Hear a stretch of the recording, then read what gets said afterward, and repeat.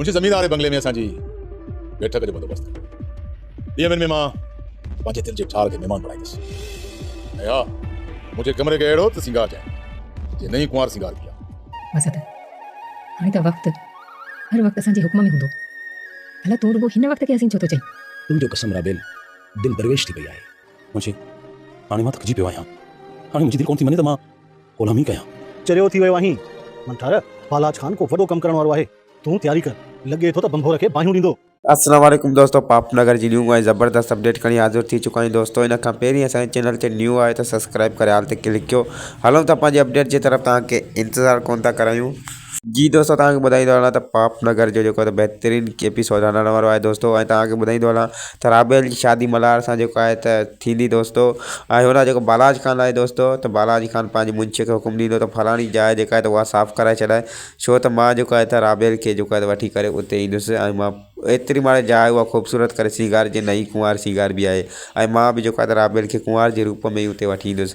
हुन जेको आहे त मल्हार जी शादी दोस्तों थींदी। ऐं हुन जेको आहे त बालाज खान जेको आहे त राबेल खे खणण जी कोशिशि कंदो। ऐं ॿी अहम ॻाल्हि तव्हांखे ॿुधाईंदो हलां दोस्तों त मंठार हाणे बालाज खान जो साथ कॾहिं बि न ॾींदो।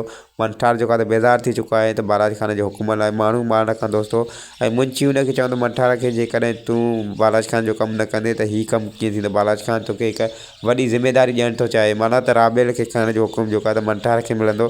पर मंठार कॾहिं बि जेको आहे त न चाहींदो त मां बालाज खान जा हाणे ग़लति कमु कयां। मंठार जे जेको ज़हन में हाणे राणीअ जूं ॻाल्हियूं गूंजनि थियूं त राणी जेको हुनखे चए थी त बाबा जो साथ न ॾे ऐं हक़ ऐं सच जो साथ ॾे त पोइ मां तुंहिंजी आहियां। ऐं बाबा जो साथ ॾींदे त मां क़यामत जे ॾींहुं बि मां तुंहिंजी कोन थींदसि।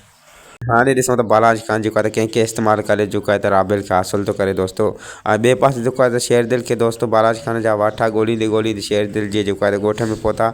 ऐं संदसि शेरदिल जे मासात खां पुछणु लॻा त शेरदिल तुंहिंजो छा थिए ऐं किथे आहे, हिन ॻोठ में रहंदो आहे। तंहिंते शेरदिल जे मासात कुझु बि हुननि खे न ॿुधायो। पर बाद में जेको आहे त शेरदिल जो मासात शेरदिल वटि अचे थो ऐं चए थो त ॿ माण्हू तोखे ॻोल्हींदे ॻोल्हींदे हिते पहुता हुया, तिन खे मां फ़िलहालु टारे छॾियो। ऐं शेरदिल हुननि खे चयो जेकॾहिं तूं हुनखे न टारीअ ऐं हुननि खे हिते वठी अची हा, जी हू सॼण हुजनि असांजा त हुननि खे दिलि में जायूं ॾियूं हा, ऐं जे दुश्मन हुजनि हा त हिते ई हुननि सां दंग कयूं हा, त हुननि खे तूं हिते वठी अची हा। तंहिं त शेरदिल जे मासात संदसि ॿुधाए त हू ईअं लॻनि पिया त तुंहिंजा ॼण दुश्मन हुजनि। जी दोस्तों, हीअ असांजी वीडियो वधीक अहिड़ियूं वीडियो ॾिसण लाइ सब्सक्राइब लाइक शेयर ज़रूरु कंदा दोस्तों। वरी मिलंदासीं कंहिं तव्हां सां न्यू वीडियो जी अपडेट सां गॾु। ख़ुदा हाफ़िज़ दोस्तों, दुआनि में यादि।